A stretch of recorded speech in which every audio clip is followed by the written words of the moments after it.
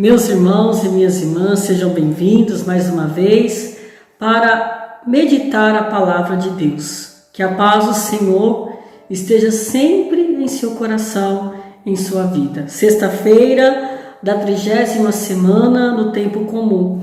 Como o ano litúrgico passou rápido. Eu me questiono e me pergunto também, né? Claro que são duas coisas iguais, né? Mas só para, na redundância, a gente dar uma ênfase maior. O que eu fiz durante todo este ano? Até você pode se perguntar também, o que eu fiz durante todo este ano? Principalmente em matéria de fé. Foi um ano diferente e o próprio ato litúrgico, poderíamos dizer, as celebrações, as grandes celebrações, elas aconteceram em nossas casas de uma forma muito mais interna, mais serena, podemos dizer, entendendo que a fé deve partir de dentro para fora. É a lição que esse ano litúrgico nos mostra, e foi totalmente diferente. A Páscoa foi interna, né? A Páscoa interna que eu falo, partir do coração depois com os nossos, com a nossa pequena igreja doméstica. Mas então nós nos questionamos. E por nos questionarmos também, nós encontramos a resposta. Para que tudo isso? Para entendermos, meus irmãos, que em toda oportunidade, seja oportunamente, importunamente, o Senhor não deixa de realizar as tuas graças. O evangelho desse dia, tirado, claro, de Lucas, capítulo 14, versículo de 1 a 6, ainda continua o discurso, a interrogação: é permitido não curar no dia de sábado? O sábado é um tema muito ainda delicado, que Jesus ainda bate de frente com os fariseus. Mas agora Jesus está no cenário, numa casa, ele foi convidado para um banquete.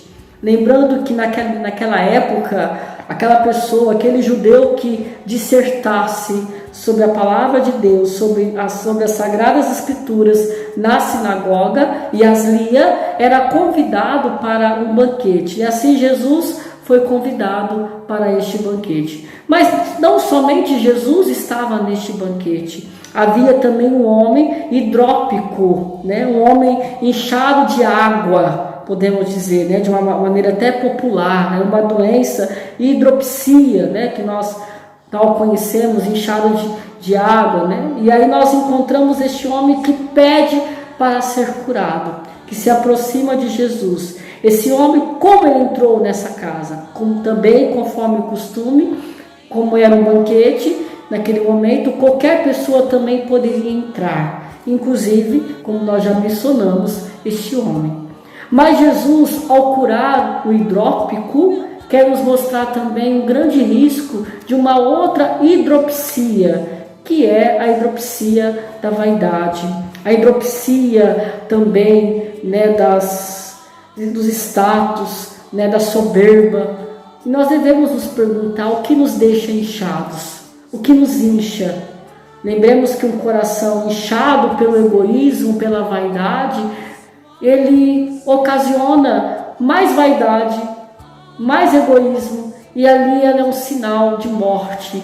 Lembrando que o dia que foi curado foi o dia de sábado. Sábado para o judeu é o dia do descanso. Para nós cristãos, o sábado deu seu lugar para o domingo, que é o dia da ressurreição, que é o primeiro dia, o dia do repouso, o dia do descanso, o dia pascal, o dia da nova criação. Então, meus irmãos, para vivermos a cura, para sairmos de todo o inchaço do pecado, devemos humildemente nos colocar aos pés de Jesus e deixar que Ele seja o nosso Senhor. A preocupação maior não era o homem hidrópico, mas era a hidropsia que estava no coração daqueles homens, porque eles estavam carregados, como já falamos, de soberba, de julgamento, porque ao final de contas convidaram Jesus para que eles pudessem observá-lo e assim depois atacasse em qualquer oportunidade, ou julgasse, ou acusasse de alguma coisa. Inclusive eles estavam preparados para isso.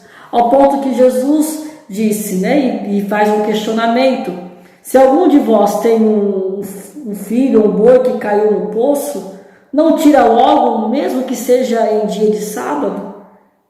Eles não foram capazes de responder isso. Meus irmãos, o coração tão inchado pela vaidade, tão cego, não consegue enxergar pelas necessidades. É um coração centrado para si mesmo. É o ego centralizado. É um ego centrado. Eu penso em mim. E assim, meus irmãos, este é o pior inchaço que existe na vida espiritual. Então, que o Senhor nos cure de vários inchaços, para que assim nós sejamos verdadeiros, que nós sejamos autênticos no nosso testemunho. Ao contrário da autenticidade é a falsidade, né?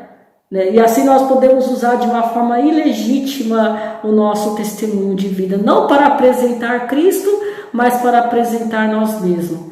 Um dos perigos aqui, e Jesus de fato nos ensina, é que não caiamos no respeito humano. O respeito humano, meus irmãos, aqui significa não falarmos, ficarmos omissos para não desagradar. Para o cristão, o respeito humano é sinal de comodidade, é um sinal de nos fechar, de interromper, de impedir o testemunho, de falar a verdade, de denunciar certas coisas. Se não observarmos bem isso, damos lugar, meus irmãos, à prática do mal, damos lugar ao mal que se impõe. Lembremos que a ação do mal é mais forte porque o bem se omite. Se nós somos verdadeiros conosco mesmos, se nós somos autênticos, não vamos ter medo, né? Não vamos ter medo de nos centrarmos naquele que nos chamou, né? De nos centrarmos naquele que nos convidou a estarmos com ele. Um cristão inchado é um cristão que tem medo de dar testemunho, que pensa em si mesmo, que pensa na sua reputação, que pensa na sua imagem. Mas um cristão que é verdadeiro, que é aberto, que é livre, que é despojado, ele não tem medo, ele mostra Cristo aonde ele estiver, porque ele entendeu que a sua caminhada é uma caminhada pascal, é uma caminhada de libertação, é uma caminhada que o levará sempre, a cada dia, a testemunhar a glória do céu. E aqui eu termino com a primeira leitura, né, da carta de São Paulo aos Filipenses, que vai dizer isso, né, podemos dizer que vai dizer isso lá no versículo 7. É justo que eu pense assim a respeito de todos vós, pois todos eu trago no coração, porque tanto na prisão como na defesa e confirmação do Evangelho participais da graça. Mas antes, eu quero mostrar aqui um outro parágrafo que é interessante. Lá no versículo 6, tenho certeza de que aquele que começou em vós uma obra boa, há de levá-la à perfeição até o dia de Cristo Jesus. Que obra perfeita que é esse? É a verdade, meus irmãos. É o coração sincero, é um coração que transmite Cristo. O maior fruto, o bom fruto é o Cristo em nós, é a verdade plantada em nós. Que o Senhor hoje nos ajude e que você tenha um santo dia na paz do Senhor. Em nome do Pai, do Filho e do Espírito Santo. Amém.